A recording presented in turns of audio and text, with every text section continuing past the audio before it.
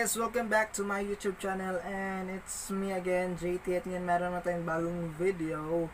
At ang video na gagawin natin ay isa po dito sa lahat naman dito yung mga sikat na mga YouTuber, mga artista, mga sikat na personalidad ay nakaranas ng mga ganitong tao. At medyo share natin ngayon kung ano ang iba't ibang uri ng bashers. So, naka-experience ka na ba na binabash? Kina-experience mo na ba na yung naka-experience ka na ba na yung mga nagko-comment ng masama against you sa social media? So, ngayon, i-discuss natin at i-describe natin isa't isa kung ano ang uri ng mga bashers na meron tayo. So, itong video na to, gagawin ko to so far, kasi hindi pa naman tayo kilala, hindi pa naman tayo popular on YouTube, dito sa industry ng YouTube. So, hindi ko pa naranasan na mag-bash, hindi ko pa naranasan na yung mga masamang comment against you.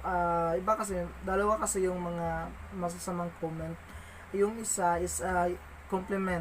Yung isang masamang komento against you is isa doon compliment, at ang isa doon is talagang mga below the belt na atake sa'yo, lalo't lalo na sa mga social media influencer, sa mga social media personality, specifically sa YouTube. Meron sa YouTube kasi yung mga sikat na mga YouTuber katulad nila Alex Gonzaga, kahit na mga ganong tao, meron din mga bashers yung mga yon. Si Ivana, halos lahat ng mga YouTuber, walang YouTuber o walang personal o sikat na mga celebrity na walang bashers. So ngayon i-describe natin o i-share natin kung ano yung mga uri ng basher na meron tayo. Kasi iba-ibang uri kasi yung basher, hindi naman lahat ng tao bashers. Pag hindi mo agad-agad ma-judge yung tao na masama na siya kasi nagko-comment siya ng masama against dun sa personality, yung personalidad na nakikita niya on social media. So share natin dito at i-discuss natin kung anong level o saan ka nabilong na bashers. Kasi meron kasi iba't ibang uri ng bashers. Merong bashers na katulad ko, minsan naging bashers din ako. Minsan pag hindi ko gusto yung katulad ng kay Buknoy. So kailangan natin magkomento ng mga ganong bagay. Kailangan nating maging bashers. Hindi yun pagbabash sa kanya kasi na may nagawa siyang maganda, kasi binabash natin siya, hindi naman siya binabash. Medyo nagkukomento tayo ng masama against him kasi nakikita natin yung ginagawa niyang mali. Yun yung mga bashers na katulad ko na hindi naman talaga bashers. Pag may nakita tayong mali, doon lang tayo magko-komento. So ngayon i-share natin kung meron kasi ako ditong listahan ng 3 uri ng bashers. Ito po yung bashers na neutral bashers. So sinasabi kong neutral bashers, katulad ko neutral, in myself, so matatawag ko ang sarili ko na neutral bashers kasi katulad nung may nakita ka sa social media na hindi ka aya-aya, so medyo katulad ng mga ginagawa ni Buknoy, katulad ng yung mga prank na nagkasakitan. So yun yung mga doon aatake, doon mo masasabi na neutral bashers ka. Doon ka lang maglabas ng sama ng loob, magko-comment ka ng hindi maganda, hindi naman bastos. So hindi lang maganda yung i-comment mo sa isang personality na gumagawa ng ganon. So yun yung mga neutral bashers. yun yung mga neutral bashers na tinatawag. Yun yung mga kumbaga magko-comment lang siya ng masama, o kukomment lang siya or magbibigay lang siya ng opinion pag may nakitang mali, at obvious naman yung mali ng isang influencer. Kaya nagko-comment tayo ng hindi maganda, pero hindi naman bastos, medyo professional pa rin. So kailangan din natin ang neutral bashers para naman ang purpose kasi ng neutral bashers, guys, is para matauhan o para malaman ng isang yung influencer o social media influencer na yung ginagawa niya is mali. Yung ginagawa niya is hindi katanggap-tanggap. So kailangan yun yung malaman na mali yung ginagawa niya. So yun yung tulong ng isang neutral basher. So tinatawag siyang neutral kasi medyo nasa gitna siya. Wala siyang pinapanigang ganun, wala siyang magkukomento lang siya o magbibigay lang siya ng kanyang opinion ukol dun sa nakikita niyang mali dun sa isang social media influencer. And second na i-discuss natin, o pangalawa sa uri ng bashers na meron ako is yung mga loyal bashers talaga. Loyal bashers, tinatawag ko sang loyal bashers kasi magbibigay tayo ng example, katulad kay Ivana. So si Ivana, meron siyang mga loyal bashers, meron siyang mga loyal bashers na kahit yung inaabangan lang nila si Ivana na magkamali, tas bash na taga, tas titirahin na nila ng masamang salita si Ivana kahit wala naman itong ginawang masama. Ito yung mga ito yung mga loyal bashers talaga na inaabangan lang yung isang tao, o inaabangan nila yung hindi sila fan ng tao na yun, pero inaabangan talaga nila kasi sobrang ayaw nila sa tao na to, kaya binabash nila kahit anong nagawa, kahit anong magandang nagawa ng tao na to, o kahit may magandang nagawa yung social media influencer, gagawa ng mali ng mga loyal bashers mo. Katulad nun, for example, nun kay Alex Gonzaga, diba? Meron siyang video yata noon na maganda naman, kaso yung iba hindi natutuwa. Yung iba binabash siya, nagko-comment ng masama against her kasi kahit naman hindi naman dapat binabash ng tao na yun. Meron lang talagang loyal bashers talaga ang isang social media influencer. Sa bashers talaga, meron talagang loyal na kahit anong gawin mo, kahit anong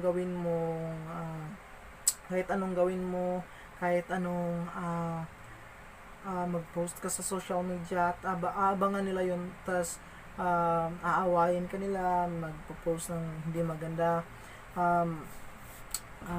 yung mga kahit na sa physical, tinitira ka niya, ang pangit ng buhok mo, ang pangit ng, hindi siya compliment talaga. Sinasabi nila ang pangit ng buhok mo, hindi ka naman maganda, katulad kay Alex Gonzaga, kahit walang ginagawa yung tao, yung mga loyal bashers talaga niya, pinupuntarya yung katawan niya kasi nakikita naman natin sa Alex na medyo payat siya. So sinasabi doon sa isang comment na para daw wala daw forma yung katawan ni Alex kasi payat, hindi daw sexy. And another example, yun kay Ivana, 'di ba? Ang daming loyal bashers kay Ivana. So medyo kasi alam naman natin si Ivana, 'di ba? So from Alex Gonzaga, move tayo kay Ivana Alawi. So alam naman natin si Ivana, talagang maraming bashers si Ivana. So karamihan sa mga bashers ni Ivana is yung mga kababaihan kasi yun nga, medyo malakas yung appeal niya sa mga tao talaga, hindi lang sa mga lalaki, pati na rin sa mga hindi lalaki. May, ano din, maraming gusto sa kanya kasi yung hugas ng katawan niya. Kaya hindi natin makakaila na meron talagang mga loyal bashers, meron talagang magagalit kay Ivana kahit anong gawin niya, kahit gagawa siya ng maganda. Meron at meron pa rin makikita, at meron pa rin masasabi yung mga loyal bashers niya. And example dun, let's talk about the government, 'di ba? Sa government, ang daming bashers ng government. Ang daming nagagalit kahit maganda yung nagawa ng isang yung government natin, may mga loyal bashers pa rin. So hindi ko naman sinasabi na yung sinasabi natin dilawan, yung sinasabi natin DDS. So yun kasi, yung mga loyal bashers na yun, kahit anong gawin mo, kahit anong gawin. So ibigay natin example yung sa ating government, diba? So let's make it clear na sa government din meron ding mga loyal bashers. Kahit manood ka, kahit yung sa mga post ng mga news, yung sa mga news sa ABS-CBN, mga news page yung sa ABS-CBN, GMA, kahit makikita mo talaga ang daming loyal bashers ng ABS. Meron pa nga akong nakikita nun sa post ng isa sa GMA, marami akong nakitang pangalan na pare-pareho, at yung mga sinasabi talaga masama talaga against sa government. And meron din namang mga bashers na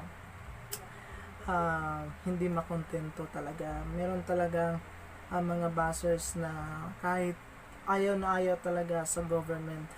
Hindi ko naman sinasabi na yung tao na yun, yung yung loyal bashers na yun is from Dilawan. So hindi ko naman sinasabi na gano'n kasi hindi naman natin kilala personally yung isang tao na yun.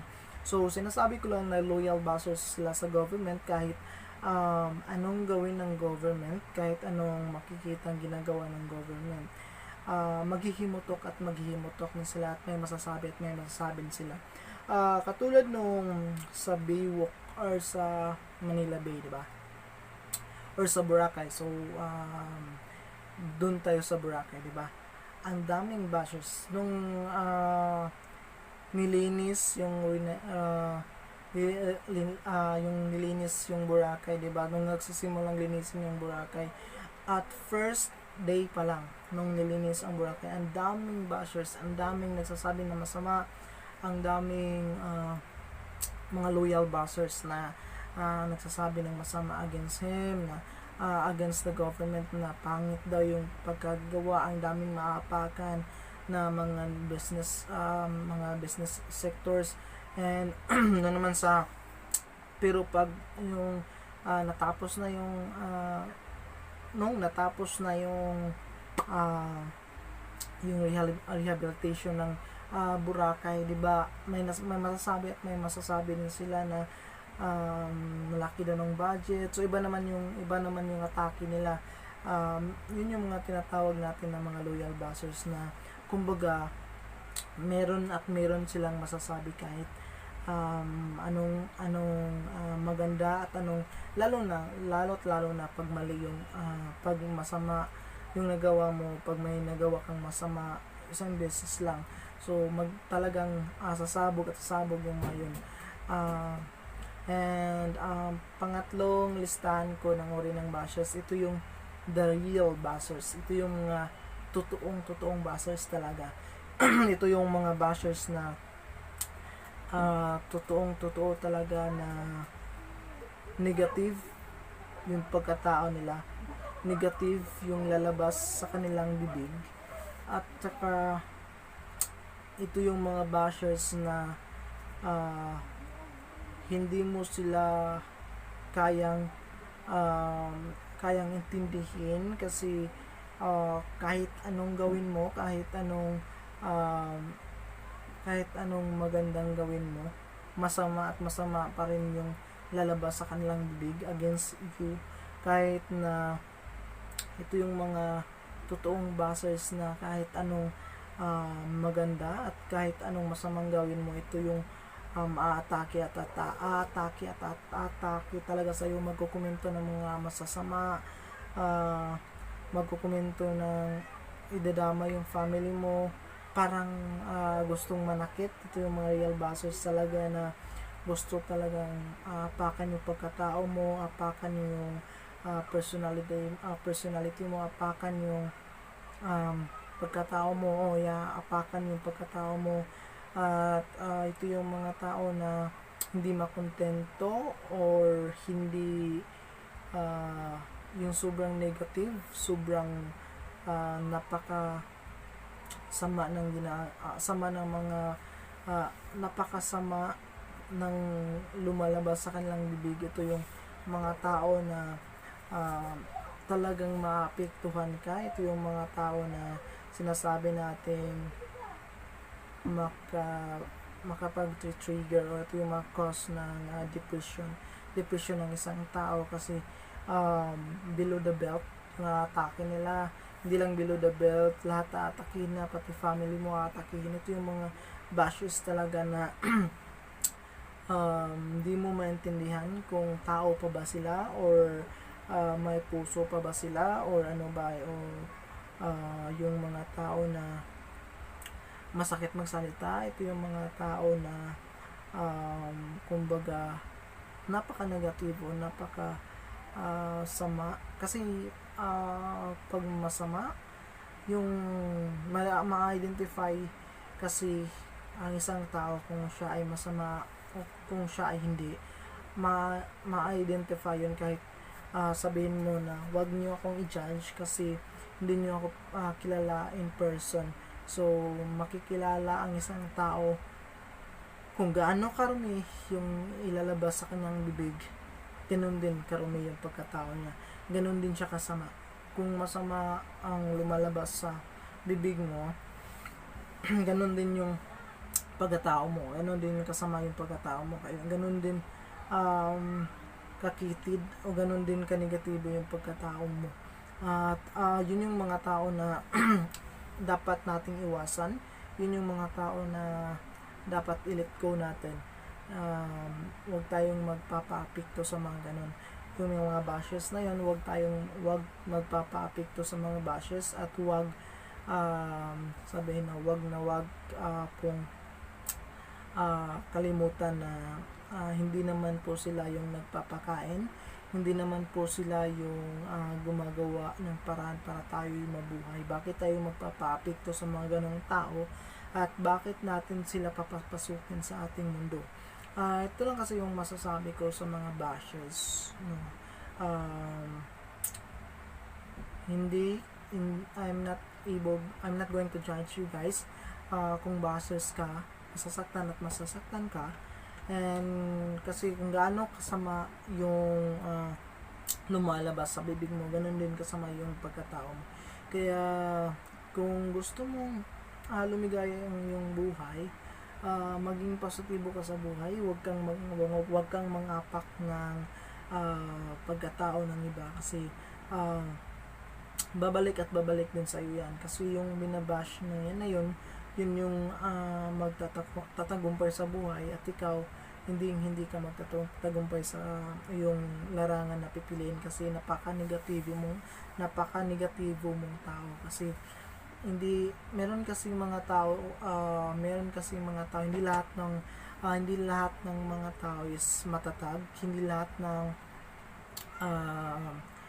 ng personality is strong, na merong strong personality na kayang intindihin, kayang sabihin na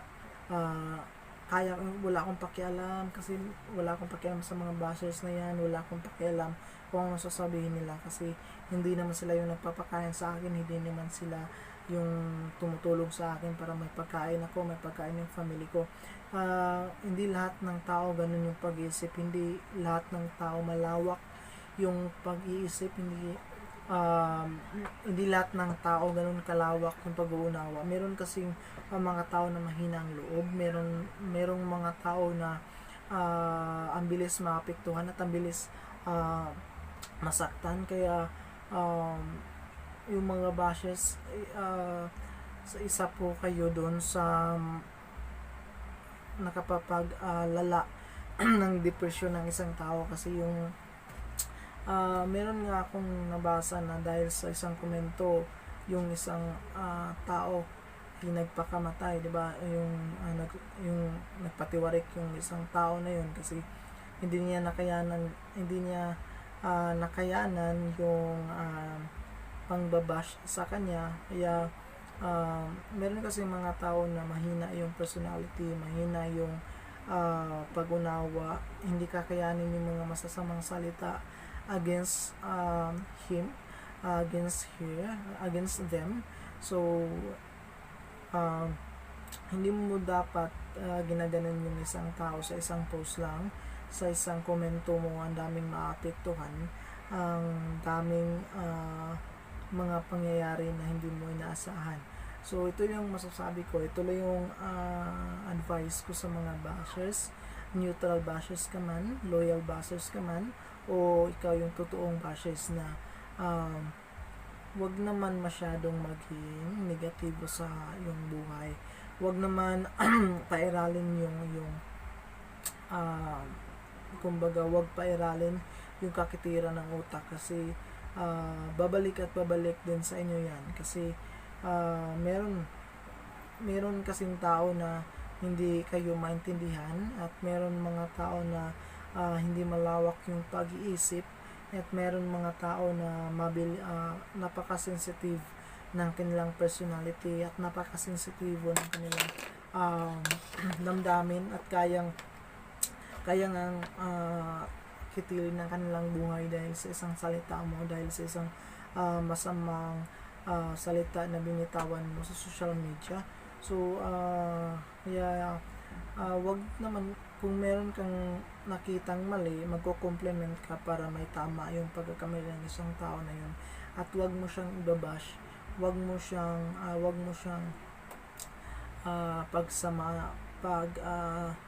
yung wag mo siyang pagsasalitaan ng masama, and para naman hindi ka hindi siya masaktan lalo, at hindi siya yung umantong sa pagano ng kanilang buhay, pagkitil ng kanyang buhay dahil sa isang salita mo lang. Kasi sa isang click mo yan, kaya sinasabi na at think before you click. Kasi bago mo i-click yung isang komento na yon, pag-isipan mo na mabuti, at i-double check mo kung maganda ba yung komento mo, hindi ba yun nakakasakit ng damdamin, at hindi ba yun masama pag nabasa ng isang tao yung komento na hindi masama against them. So kailangan mong pag-isipan kung ito'y i-click ko ba or hindi na lang. So mas maganda kasi yung maging positibo tayo sa buhay. Pag mayroon tayong nakikitang mali sa isang tao, so hindi natin kailangang ibabash, hindi natin kailangang saktan yung isang tao para maunawaan niya yung kanyang pagkakamali. Kasi hindi po lahat ng tao mayroong malakas na damdamin o strong personality para yun nga intindihin at unawain yung mga bagay na hindi nila maintindihan, na ikaw lang yung nakakaintindi, kasi ikaw lang yung magsasabi ng masama against them. And sa mga tao naman na sobrang sensitive, so hindi natin maiwasan ng mga bashers na yan, hindi maiwasan na may mga tao talagang ayaw sa inyo, and hindi talaga maiwasan ng mga tao na negative, yung mga tao na masama ang bibig, masama yung pagkatao, may yung budhi, mayroon talagang mga ganun. So kailangan mo lang patatagin yung sarili mo, at huwag kang magpapaapekto, huwag kang panghinaan ng loob. Kung may pagkakamali ka, ikaw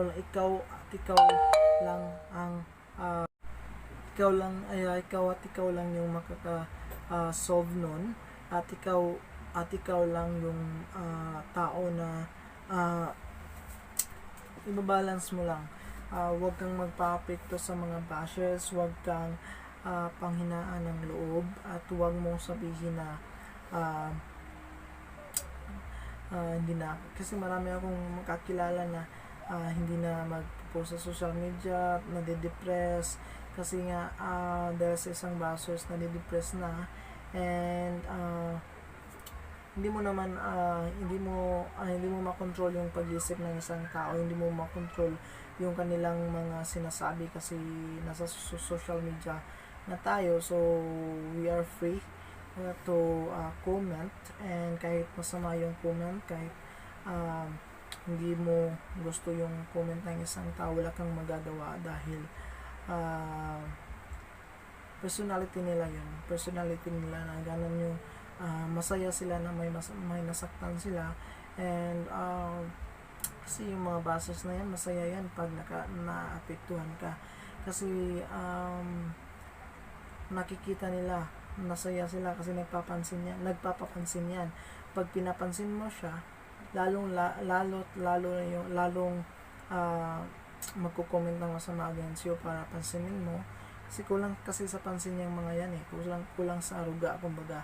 So ikaw naman na kung malawak lang yung pag-iisip mo, huwag mo nang pansinin yung mga bashers na yun, huwag mo nang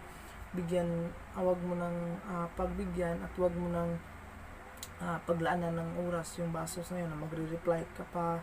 Huwag mo nang paglaanan ng oras yun, hayaan mo magko-comment, hayaan mo magsasalita against you, as long as hindi ka naman hinghi sa kanya, as long as hindi ka naman wala naman siyang ginagawa sa iyo physically, hindi ka naman niya sinasaktan, huwag mong pansinin, ignore mo, huwag mong pansinin yung mga tao na yun. Pag nagko-comment sa post mo, pag nagko-comment siya against you, huwag mong pansinin yung tao na yun. Hayaan mo siyang mag-comment, hayaan mo siyang mag-comment against you, huwag mong pansinin, huwag mong bigyan ng pagkakataon na pasukin niya yung buhay mo. Kasi pag pinapansin mo siya, lalong magpapapansin kasi pinapansin mo yan. Sobrang proud pa yan kasi napapansin yung comment niya. Sobrang proud pa yan kasi sasabihin pa yan sa mga kaibigan niya, oy, napansin ako ni napansin na yung comment ko. And yun nga, proud pa yun. Yung mga bashers na walang utak talaga na sobrang proud pa pag pinapansin, lalo na yung binabash nila is yung sikat na personality. Yung mga sikat na personality yung pinapansin, yung binabash nila at napansin yung comment nila, sobrang happy pa yan, sobrang saya pa yan na parang walang nangyari, walang naapektuhan sa kanilang mga komento, at so walang mga masamang epekto yun sa mga taong binabash nila. Yung mga tao na yun, yung masasabi ko sa inyo sa mga bashers dyan, sa mga taong sobrang negatibo yung pag-iisip, sa mga taong masama yung bibig, sama yung mga lumalabas sa bibig niyo, wag niyo naman sanang kitirin yung pag-iisip niyo sa mga bagay-bagay na nakita niyo sa social media. Wag niyo namang gawing biro yung pagkukomento na yun. Wag niyo namang gawing isang papansin ang isang comment na yun. Wag niyo namang yung sabihin, kumbaga, wag niyo namang sabihin na okay lang yun kasi comment lang yun. Kasi pag nabasa yun ng binabash nyo, maapektuhan yun. Meron kasi mga taong mahina ang loob. So sa mga malakas na loob, talagang hindi kayo i-epekto kasi hindi yun kakalab sa kanila kasi wala silang pakialam sa inyo. Kahit nagko-comment kayo ng masama against them, walang pakialam yung mga yun. Kayo lang yung masasaktan kasi hindi pinapansin yung mga komento nyo. And sa meron kasing mga tao na pag binabash nyo, maapektuhan at yun yung nakakause ng depression ng isang tao, na sa isang komento mo lang maring may buhay na mawawala, o may buhay na hindi magandang kahinatnan dahil sa isang komento mo. And sana panatilihin natin na yung panatili natin malinis yung ating mga binitawang salita, malinis yung ating kaloob-looban para wala tayong masaktan na ibang tao at hindi tayo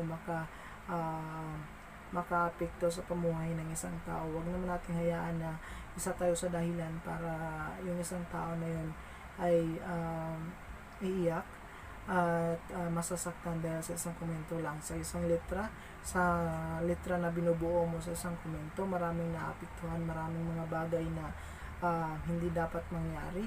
At sana itigil na natin yung pangbabash kahit wala namang ginagawa yung isang social media o yung personality na yun, wala namang ginagawang masama.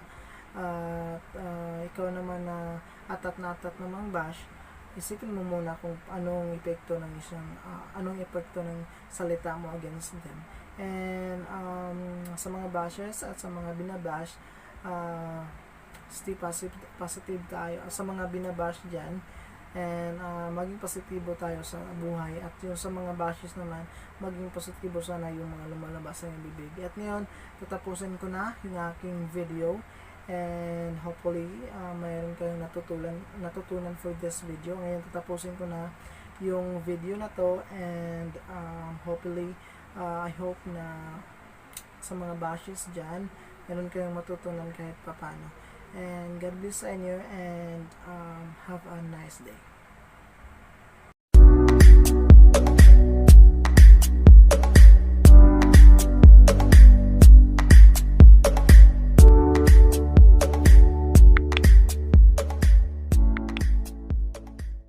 Babash sa kanya kasi na may nagawa siyang maganda, kasi binabash natin siya, hindi naman siya binabash, medyo nagkukomento tayo ng masama against him kasi nakikita natin yung ginagawa niyang mali. Yun yung mga bashers na katulad ko na hindi naman talaga bashers. Pag may nakita tayong mali, doon lang tayo magkukomento. So ngayon i-share natin kung ano, meron kasi ako ditong listahan ng 3 uri ng bashers. Ito po yung bashers na neutral bashers. So sinasabi kong neutral bashers, katulad ko neutral in myself, so matatawag ko ang sarili ko na neutral bashers kasi katulad nung may nakita ka sa social media na hindi ka aya-aya, so medyo katulad ng mga ginagawa ni Buknoy, katulad ng yung mga prank na nagkasakitan. So yun yung mga doon aatake, doon mo masasabi na neutral bashers ka. Doon ka lang maglabas ng sama ng loob, magko-comment ka ng hindi maganda, hindi naman bastos. So hindi lang maganda yung i-comment mo sa isang personality na gumagawa ng ganon. So yun yung mga neutral bashers. Yun yung mga neutral bashers na tinatawag. Yun yung mga kumbaga magko-comment lang siya ng masama, o ko-comment lang siya magbibigay lang siya ng opinion pag may nakitang mali, at obvious naman yung mali ng isang influencer, kaya nagko-comment tayo ng hindi maganda, pero hindi naman bastos, medyo professional pa rin. So kailangan din natin ang neutral bashers para naman ang purpose kasi ng neutral bashers, guys, is para matauhan o para malaman ng isang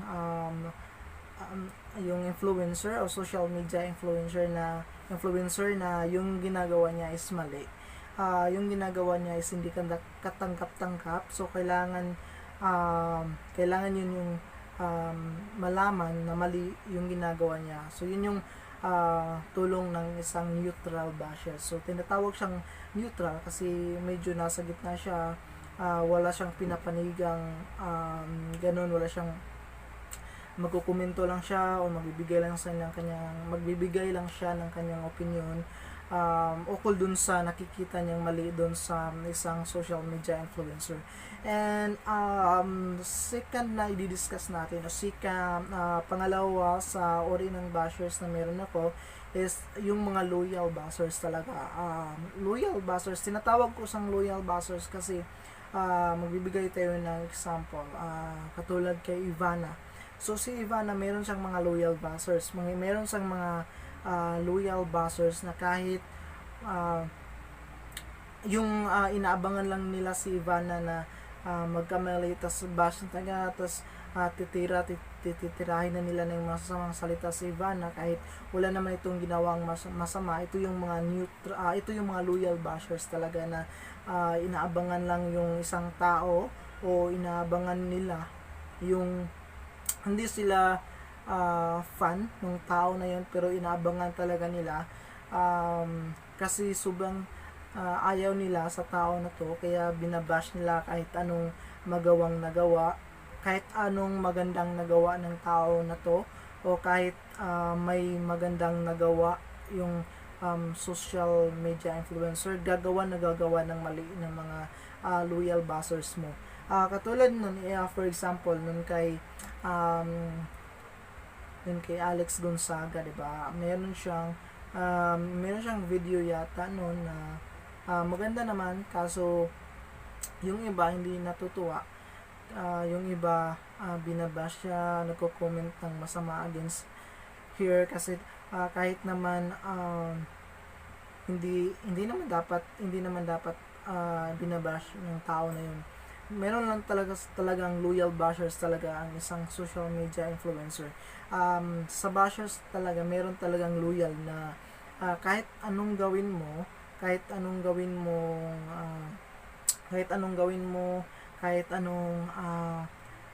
mag-post ka sa social media at abangan nila yun, tas aawayin ka nila, magpo-post ng hindi maganda, yung mga kahit na sa physical, tinitira ka niya, ang pangit ng buhok mo, ang pangit ng, hindi siya compliment talaga. Sinasabi nila ang pangit ng buhok mo, hindi ka naman maganda, katulad kay Alex Gonzaga, kahit walang ginagawa yung tao, yung mga loyal buzzers talaga niya, pinupuntarya yung katawan niya kasi kikita naman natin sa Alex na medyo payat siya. So sinasabi doon sa isang comment na para daw wala daw forma yung katawan ni Alex kasi payat, hindi daw sexy. And another example yun kay Ivana, 'di ba? Ang daming loyal buzzers kay Ivana. So medyo kasi alam lang natin si Ivana, 'di ba? So from Alex Gonzaga, move tayo kay Ivana Alawi. So alam naman natin si Ivana, talagang maraming bashers si Ivana. So karamihan sa mga bashers ni Ivana is yung mga kababaihan kasi yun nga, medyo malakas yung appeal niya sa mga tao talaga, hindi lang sa mga lalaki, pati na rin sa mga hindi lalaki. Maraming gusto sa kanya kasi yung hugas ng katawan niya, kaya hindi natin makakaila na meron talagang mga loyal buzzers, meron talagang magagalit kay Ivana kahit anong gawin niya, kahit gagawa siya ng maganda, meron pa rin makikita at meron pa rin masasabi yung mga loyal buzzers niya.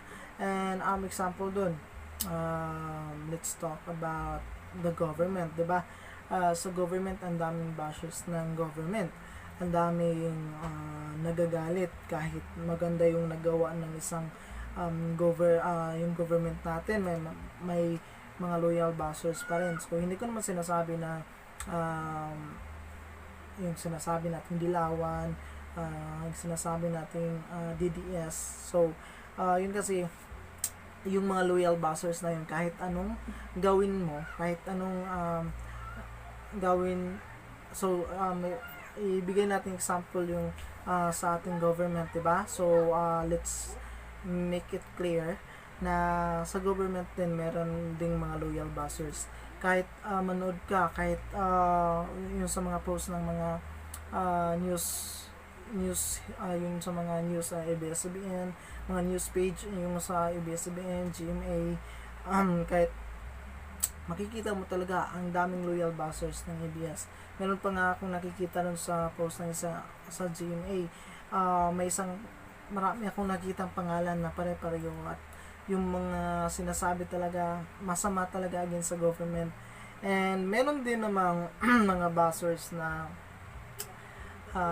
hindi makontento talaga. Meron talagang mga bashers na kahit ayaw na ayaw talaga sa government. Hindi ko naman sinasabi na yung tao na yon, yung yung loyal bashers na yun is from Dilawan. So hindi ko naman sinasabi na gano'n, kasi hindi naman natin kilala personally yung isang tao na yun. So sinasabi ko lang na loyal bashers sila sa government, kahit anong gawin ng government, kahit anong makikitang ginagawa ng government, maghihimutok na sila, at may masasabi sila. Katulad nung sa Baywalk or sa Manila Bay, di ba? Or sa Boracay. So doon tayo sa Boracay, di ba? Ang daming bashers nung nilinis yung nilinis yung Boracay, di ba? Nung nagsisimulang linisin yung Boracay, at first day pa lang nung nilinis ang Boracay, ang daming bashers, ang daming nagsasabi na masama, ang daming mga loyal bashers na nagsasabi ng masama against him, na against the government, na pangit daw yung pagkagawa, ang daming maapakan na mga business sectors. And na naman pero pag yung natapos na yung rehabilitation ng Boracay, di ba? May masasabi din sila na malaki daw ng budget. So iba naman yung atake nila. Yun yung mga tinatawag natin na mga loyal bashers, na kumbaga meron silang masasabi, kahit anong maganda, at anong lalo't lalo na pag mali yung pag masama yung nagawa mo, pag may nagawa kang masama isang beses lang, so talagang sasabog yung mga yun. And pangatlong listahan ko ng uri ng bashers, ito yung the real bashers. Ito yung mga totoong bashers talaga. Ito yung mga bashers na totoo talaga, na negative yung pagkatao nila, negative yung lalabas sa kanilang bibig, at saka ito yung mga bashers na hindi mo sila kayang intindihin, kasi kahit anong gawin mo, kahit anong magandang gawin mo, masama pa rin yung lalabas sa kanilang bibig against you. Kahit na ito yung mga totoong bashers na kahit anong maganda at kahit anong masamang gawin mo, ito yung aatake talaga sa iyo, magkukomento ng mga masasama, magkukomento ng idadama yung family mo, parang gustong manakit. Ito yung mga real bashers talaga, na gusto talagang apakan yung pagkatao mo, apakan yung personality mo, apakan yung pagkatao mo, apakan yung pagkatao mo. At ito yung mga tao na hindi makontento, or hindi yung sobrang negative, sobrang napaka sama ng napakasama ng lumalabas sa kanilang bibig. Ito yung mga tao na talagang maapektuhan ka. Ito yung mga tao na sinasabi natin makapag-trigger, o ito yung cause ng depression ng isang tao, kasi below the belt yung atake nila. Hindi lang below the belt, lahat aatakihin na, pati family mo aatakihin. Ito yung mga bashers talaga na hindi mo maintindihan kung tao pa ba sila, or may puso pa ba sila, or ano ba, o yung mga tao na masakit magsalita. Ito yung mga tao na kumbaga napaka-negatibo, sama kasi pag masama yung ma-identify kasi ang isang tao kung siya ay masama o kung siya ay hindi, ma-identify yun kahit sabihin mo na wag niyo akong i-judge kasi hindi niyo ako kilala in person. So makikilala ang isang tao kung gaano karumi yung ilalabas sa kanyang bibig, ganun din karumi yung pagkatao niya, ganun din siya kasama. Kung masama ang lumalabas sa bibig mo, ganun din yung pagkatao mo, ganun din kasama yung pagkatao mo, kaya ganun din kakitid o ganun din kanegatibo yung pagkatao mo. At yun yung mga tao na dapat nating iwasan, yun yung mga tao na dapat i-let go natin. Huwag tayong magpapa-apekto sa mga ganun.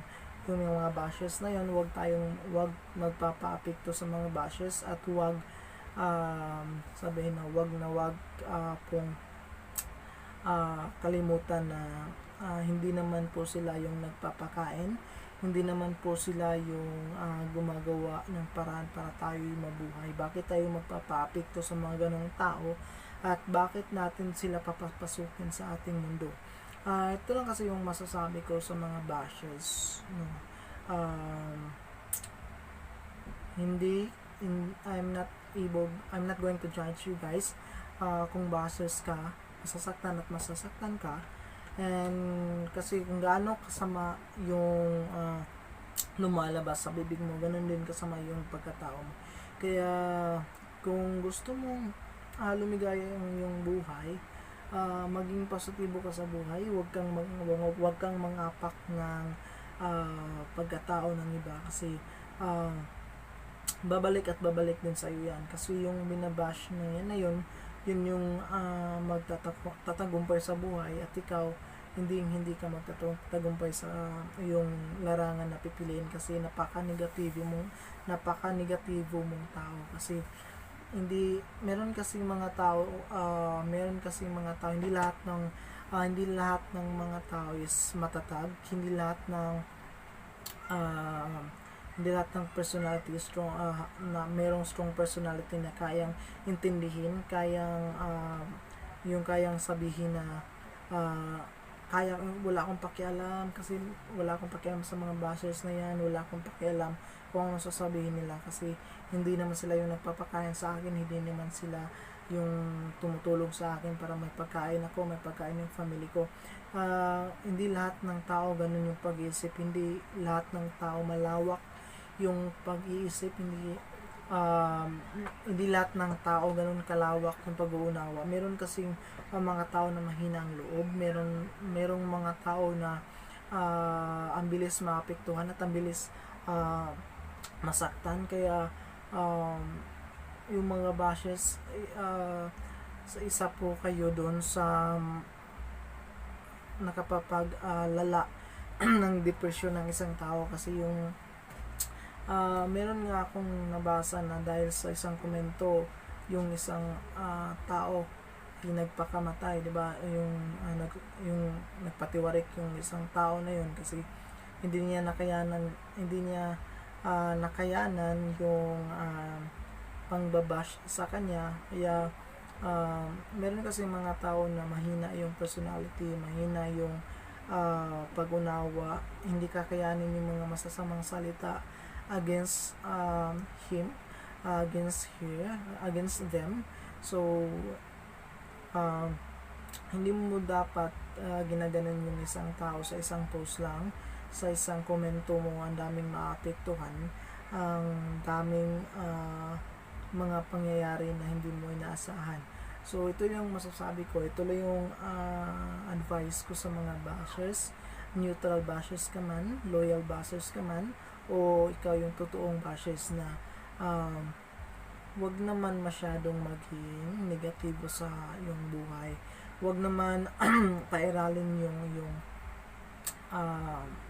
kumbaga wag pairalin yung kakitira ng utak, kasi babalik at babalik din sa inyo yan. Kasi meron kasing tao na hindi kayo maintindihan, at meron mga tao na hindi malawak yung pag-iisip, at meron mga tao na napaka-sensitive ng kanilang personality at napaka-sensitibo ng kanilang um, damdamin, at kaya ngang kitilin ng kanilang buhay dahil sa isang salita mo, dahil sa isang masamang salita na binitawan mo sa social media. So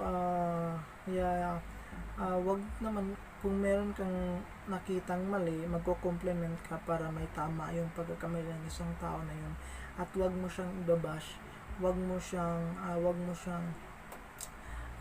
pagsama pag yung wag mo siyang pagsasalitaan ng masama, and para naman hindi ka hindi siya masaktan lalo, at hindi siya yung umantong sa pagano ng kanilang buhay, pagkitil ng kanyang buhay dahil sa isang salita mo lang.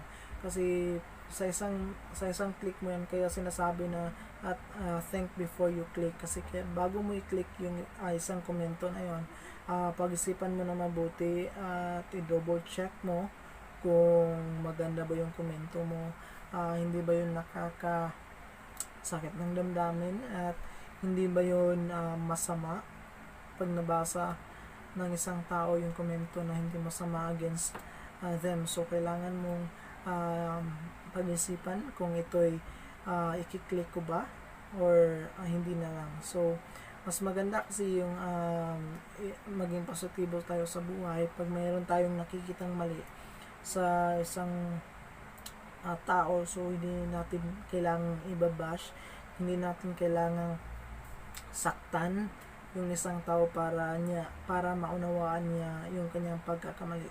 Kasi hindi po lahat ng tao merong malakas na damdamin o strong personality para yun nga intindihin at unawain yung mga bagay na hindi nila maintindihan, na ikaw lang yung nakakaintindi kasi ikaw lang yung magsasabi ng masama against them. And sa mga tao naman na sobrang sensitive, so hindi natin maiwasan ng mga bashers na yan, hindi maiwasan na may mga tao talagang ayaw sa inyo, and hindi talaga maiwasan ng mga tao na negative, yung mga tao na masama ang bibig, masama yung pagkatao, may itim yung budhi, mayroon talagang mga ganun. So kailangan mo lang patatagin yung sarili mo at huwag kang magpapaapekto, huwag kang panghinaan ng loob. Kung may pagkakamali ka, ikaw lang ang ikaw lang yung makaka-solve nun, at ikaw lang yung tao na ibabalance mo lang. Huwag kang magpa-apekto sa mga bashers, huwag kang panghinaan ng loob, at huwag mong sabihin na hindi na, kasi marami akong makakilala na hindi na mag-post sa social media, nade-depress kasi nga dahil sa isang bashers, nade-depress na, and hindi mo makontrol yung pag-isip ng isang tao, hindi mo makontrol yung kanilang mga sinasabi kasi nasa social media na tayo. So we are free to comment, and kahit masama yung comment, kahit hindi mo gusto yung comment ng isang tao, wala kang magagawa dahil personality nila na ganun yung masaya sila na may nasaktan sila, and kasi yung mga bashers na yan, masaya yan pag naapektuhan ka, kasi nakikita nila masaya sila kasi nagpapapansin yan. Pag pinapansin mo siya, lalong magko-comment ng masama against you para pansinin mo, kasi kulang kasi sa pansin yung mga yan kulang sa aruga kumbaga.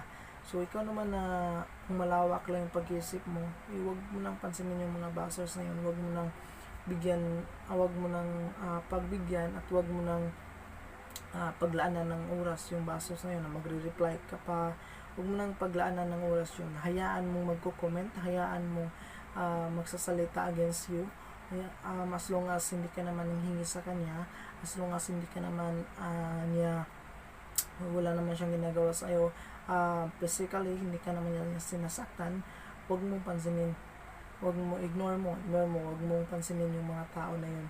Pag nagko-comment sa post mo, pag nagko-comment siya against you, huwag mong hayaang huwag mo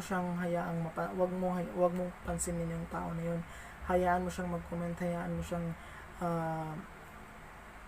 mag-comment against you. Huwag mong pansinin, huwag mong bigyan ng pagkakataon na pasukin niya yung buhay mo. Kasi pag pinapansin mo siya, lalong magpapapansin kasi pinapansin mo yan. Sobrang proud pa yan kasi napapansin yung comment niya. Sobrang proud pa yan kasi sasabihin pa yan sa mga kaibigan niya, oy, napansin ako niya, napansin na yung comment ko. And yun nga, proud pa yun. Yung mga basos na walang utak talaga na sobrang proud pa pag pinapansin, lalo na yung binabash nila is yung sikat na personality.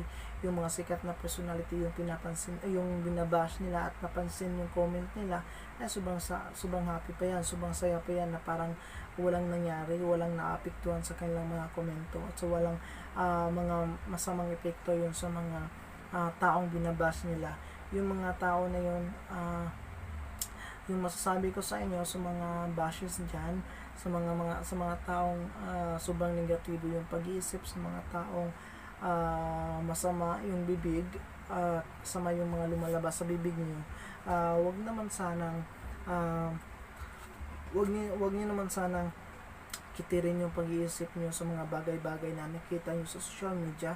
Wag niyo namang gawing biro yung pagkukomento na yun. Wag niyo namang gawing isang papansin ang isang comment na yun. Wag niyo namang yung sabihin, kumbaga, wag niyo namang sabihin na okay lang yun kasi comment lang yun. Kasi pag nabasa yun ng binabash nyo, maapektuhan yun. Meron kasi mga taong mahina ang loob.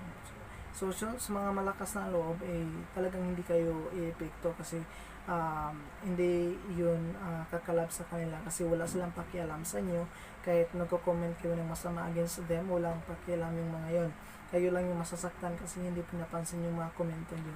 And sa meron kasing mga tao na pag binabash nyo, maapektuhan at yun yung nakakause ng depression ng isang tao na sa isang komento mo lang maring may buhay na mawawala o may buhay na hindi magandang kahinatnan dahil sa isang komento mo. And sana panatilihin natin na panatilihin natin malinis yung ating mga binitawang salita, malinis yung ating kaloob-looban para wala tayong masaktan na ibang tao at hindi tayo makaapekto sa pamuhay ng isang tao. Huwag naman natin hayaan na isa tayo sa dahilan para yung isang tao na yun ay iiyak at masasaktan dahil sa isang komento lang, sa isang letra na binubuo mo sa isang komento. Maraming naapektuhan, maraming mga bagay na hindi dapat mangyari. At sana itigil na natin yung pangbabash kahit wala namang ginagawa yung isang social media o yung personality na yun, wala namang ginagawang masama. Ikaw naman na atat namang bash, isipin mo muna kung anong epekto ng salita mo against them.